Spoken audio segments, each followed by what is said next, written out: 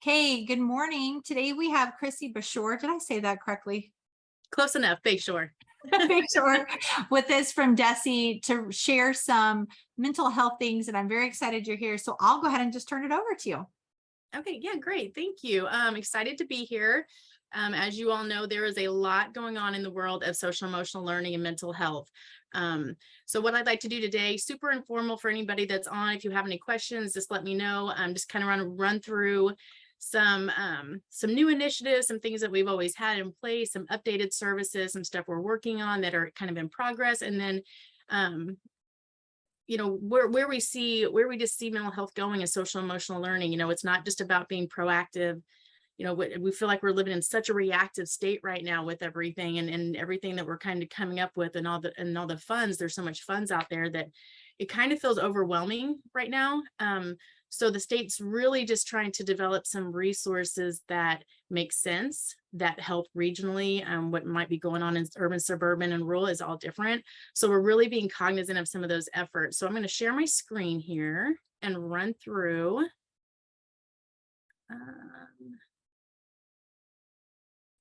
Can you see that? Yes, we can. Okay, perfect.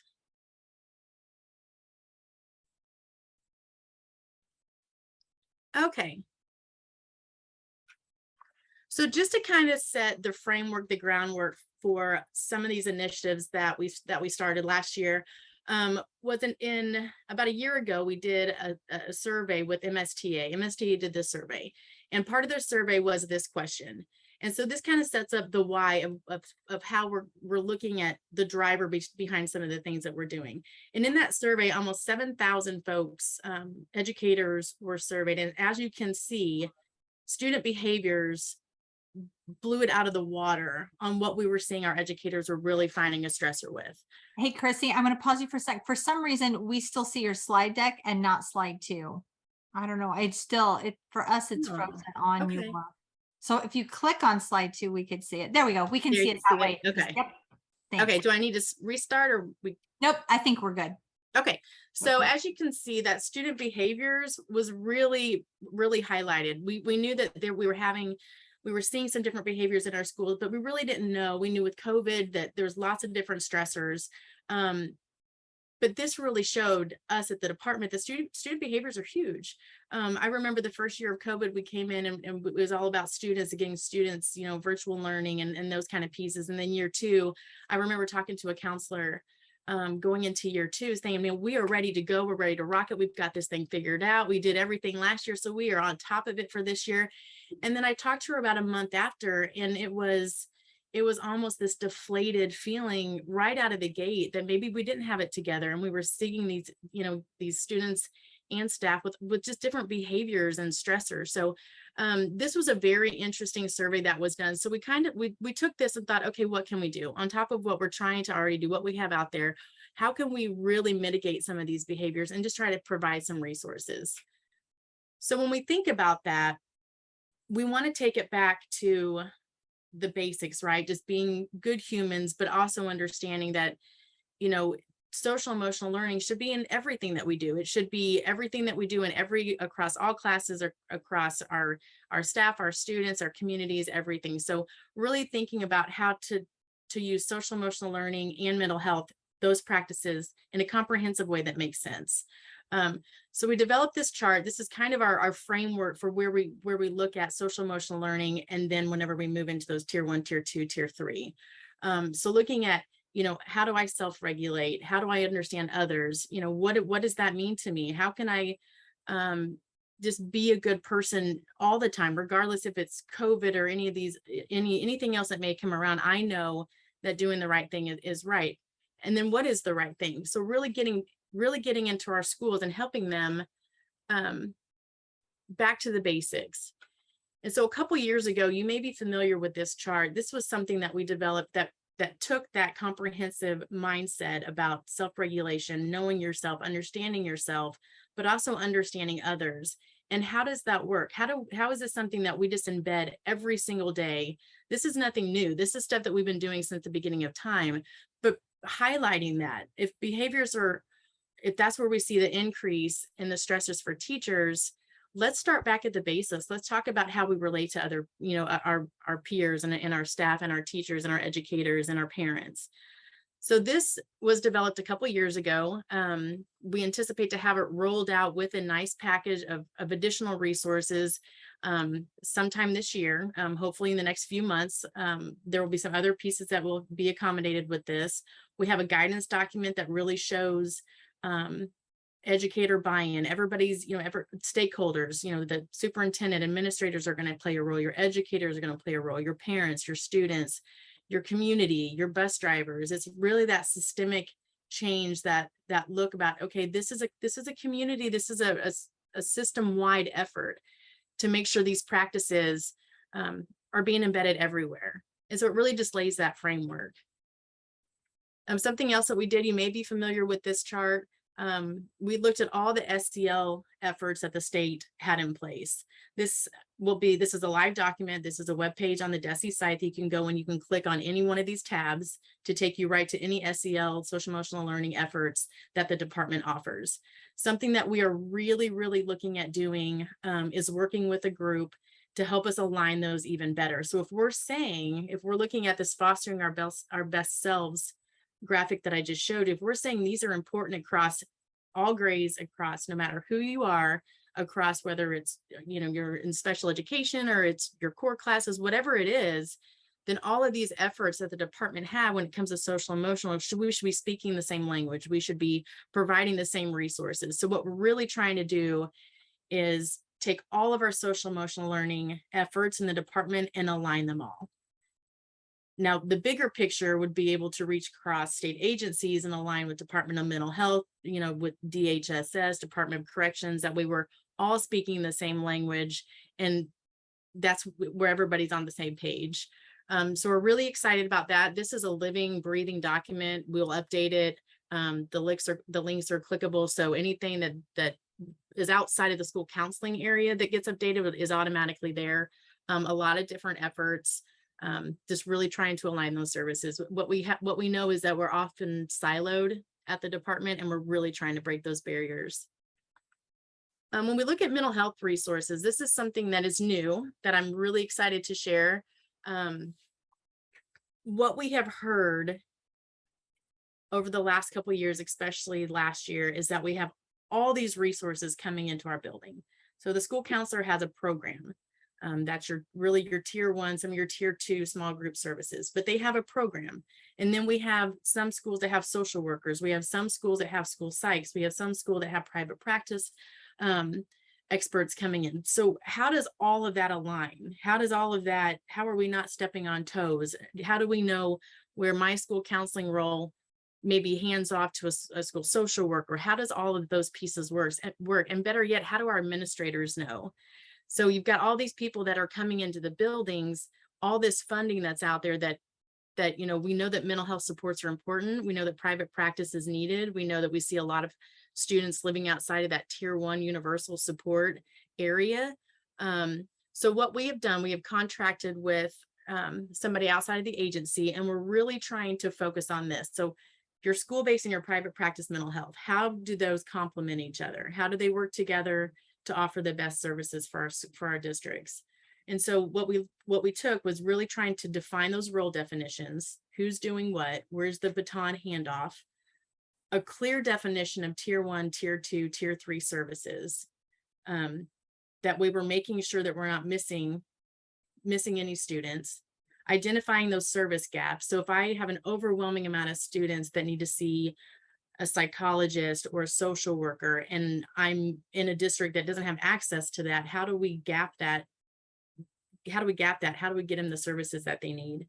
Legal guidance. This is where we're seeing administrators really stepping back on utilizing their folks correctly. So you may have a private practice mental health support personnel come in, but they're not being utilized to their capacity because they're afraid of legal legalities, or, are we making sure we're in the parameters? So what are those? If I'm a social worker, a psychologist, or private practice psychologist, what services can I offer? And then making sure that your administrator and your staff know what that is.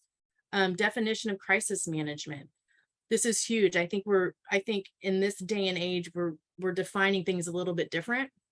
We're having to really watch our words and use our words wisely, and making sure we understand what those words are. So what is crisis management? In the psychoeducation versus psychotherapy, this is huge because we do not do therapy in schools. And so this is something that we're trying to push these job descriptions out, or create these job descriptions to help administrators and staff, or whoever the hiring personnel is that are hiring these services in, to really let them know what parameters I need to work in, that we can't, that we're not providing psychotherapy. And that, because a lot with that comes, additional parent sign-offs and student sign-on. There's a lot of different confidentiality pieces in there that we just that the school just shouldn't be involved with. So with that, with the work that we've done this last year, we've identified the problem. We're seeing a lot of students where it's not just that tier 1 universal support anymore. We're seeing that a lot of those students are living in those higher tier 2, tier 3 services. Our schools just aren't equipped with them. And so what we've done is we've identified that problem. We know what we need to do. We need to make sure the roles are clear. We need to make sure that everybody's on board with it. Everybody understands what this new person may come in looking, in your building, what they're going to do. Get everybody on board that's in school-based mental health, and your school counseling, staff, your nurses, your private practice, whoever it is, everybody needs to be at the table. And then also clarifying those tier 2, tier 3, and tier 3 services. If you live in the world of social emotional learning and mental health, it's easy to know what those are. I mean, school counselors know what those are. School psychs know what those are. Your private practice clinicians know what those are. But what we did to really give this some meat and some weight is we got all those folks together. We got a whole group of school counselor, school-based mental health professionals, and we got all the heads of the private practice in Missouri of those groups. And we put them together and we said, okay, in order for this to work, we've got to make sure that as the lead of school counselor for the state, or the lead of private practice for the state, that we can agree that where my job description ends, your job description, some of those overlap, of course, but in order for it to work in a building, there has to be clear definition, clear role definition, what tier 1, tier 3, tier 3, tier 1, 2, tier, and 2, 3. That's really hard to say. Make sure we know what we're doing, and how we can identify what those are. So really in this work, we defined all of those pieces, and we came up with a job description. So this is going to be a mental health professional. It's not released yet. We're going to send it through our legal counsel, but we're really, really excited about it. It has job qualifications, certification requirements. It has been vetted through all of those people, all of those, the leads of our state leaders for school-based mental health and private practice. So it really shows a nice alignment of not only what they should be doing, but also how they're going to be part of that school climate, that school system. You can't come in as we all know this, you can't come in and just think that, your job is your job and you isolate to that. I mean, you have to build relationships, and you have to be part of that school. Students have to see you as part of their school environment. So that was another big piece that's in that job description. Maybe they need to participate in lunch duty. You can look at lunch duty as lunch duty, or you can look at it as, I can connect with the student. And so just really trying to focus on what that job description looks like. We're really excited to roll that out here pretty soon. Mental health first aid. This is something we're really, really excited about. We've seen a lot of movement on this. We partnered with mental health first aid, and the amount of dollars that we had behind it was it's supposed to expand over a year. I think the applications came in within a matter of 2 months. The need was just amazing. So as we continue to grow and as we continue to see the need, really it's going to be on Amy Bartel's their group to make sure they can have the capacity to make sure that they're performing the trainings and everything, up to par, and that they just have the staff. So we're really excited about this. What that is, this just kind of gives an overview. There's either youth or adult courses, so you can sign up with blended version or virtual, whatever is best for your district. They'll come in on site, or you can sign up for virtual trainings. As I mentioned, 82 courses scheduled. They've surpassed that. This was these were numbers at the beginning of August, end of July. So they've surpassed that. There was such a great need for that service. And so here's what they'll learn. It's really about identifying those warning signs. So, if there's any mental health or substance use challenges, being trained to identify those. For students, anxiety, depression, how to identify that in yourself, how to identify it in peers. We've seen just a really, really big outreach for this, and we continue to offer that service. And I know that they're building their capacity so we can do that because the need was so great. Some things that we've always had, that we continue to promote and push out is the Missouri Model for Trauma Informed Schools. That's something that was passed in 2016. As we continue to hear more and more trauma, we used to do the trainings out of the department. We now refer those to the Department of Mental Health. And that's really becoming trauma aware to truly trauma informed. Along with this document is a parent guide. This is on our website. Something that we are in the process of revising is our youth suicide awareness and prevention model. This is something that's also in legislation. The legislative season this year was huge. There was a lot of things that were passed for districts and for the Department of Education. Part of that is suicide training. So we have, according to statute from 2016, this had to be updated every 3 years by survey, and then to revise that. What we learned in the survey this last year was the virtual piece, right? Nobody saw COVID coming. Kids were going virtual. How do we help students in that virtual capacity, that virtual learning? So we had to put the team together that originally developed this. They've done a really phenomenal job of revising it. It's through our legal right now. Once it gets approved, then we'll send that revised document out. A lot of good stuff in there that 3 years ago that we didn't even know that we needed. So really excited to have that out in the next month. Something that we weren't aware of that we learned at the beginning of last year, mid last year, was that the Department of Mental Health, they have CCBHOs, and those are Certified Community Behavioral Health Organizations. So I've attached the memo that we released last year, but if you go on their website, and I've got the link in one of my last slides, if you go on their website, you can pull up, and they have an amazing amount of resources for really anything that you're looking for. This is something that the department wants to do, that we want to develop some kind of hub eventually. We've talked about it the last few months, developing a hub where it's kind of your one-stop shop. So if you're looking for behavioral health services, or you're looking for this service, or more defined service, even break it down into your region. That's something that we want to do. But that takes time and a lot of organization. But right now, this for Department of Mental Health is phenomenal. So it's something that we really felt was important for districts just to have at the tip of their fingers. So if you go on to this administrative memo, it takes you into that site. It also breaks it down. I don't know if I can open it up or not. I'm afraid I'll lose it, but if it shows anywhere from acute to long-term support. I mean, it is phenomenal. So we always like to promote that when we can. Something that we learned,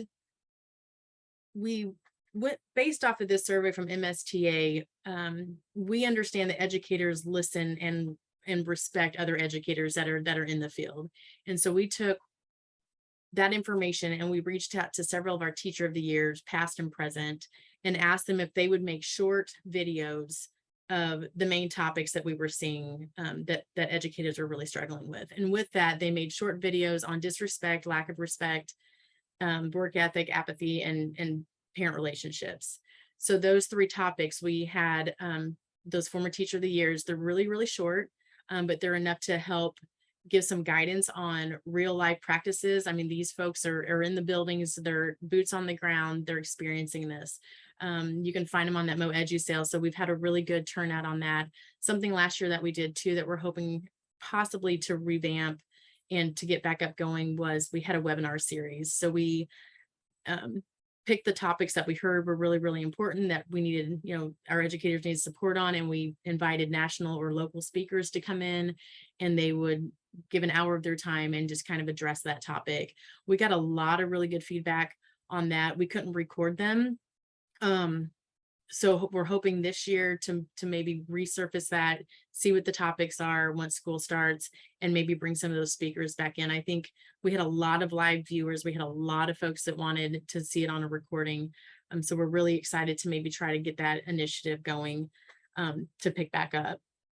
Here's just a list, and I can share this with you, Stephanie, and it's just an easy way. I know that we're all overloaded and it's hard to go research things, so it's really nice to just have something where you can just click on. So all the resources with that I just mentioned are on this slide, so you can just go and click on it. You don't have to search for anything. A couple of things that I don't have on the slide that we are looking at is there's a lot of money, a lot of ESSER dollars, COVID dollars that the department has been initiated with for mental health. So there's $19 million in mental health right now. We're trying to figure out what that looks like. We know that supports look different in different regions and different areas. We're not exactly sure if we're going to survey out to see what the need is. We don't want to, the last thing we want to do is give a blanket application, a blanket, here's dollars that you can spend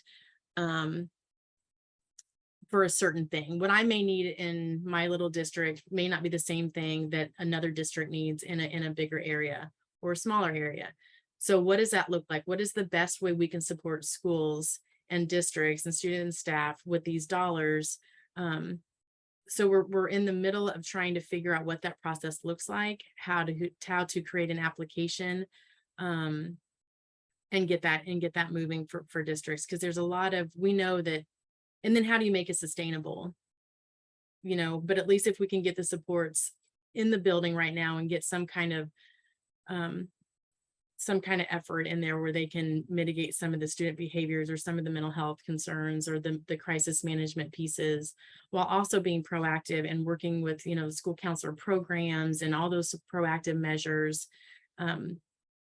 I think there's just, what we have heard is there's so many dollars out there. There's so many things that are going on in our buildings that when do we get to the learning? How do we even meet our kids here to even get to the learning? So as we continue to listen this year, going in, and we're excited to gear up for school to start, we'll just continue to get the feedback from educators and to see, what they need.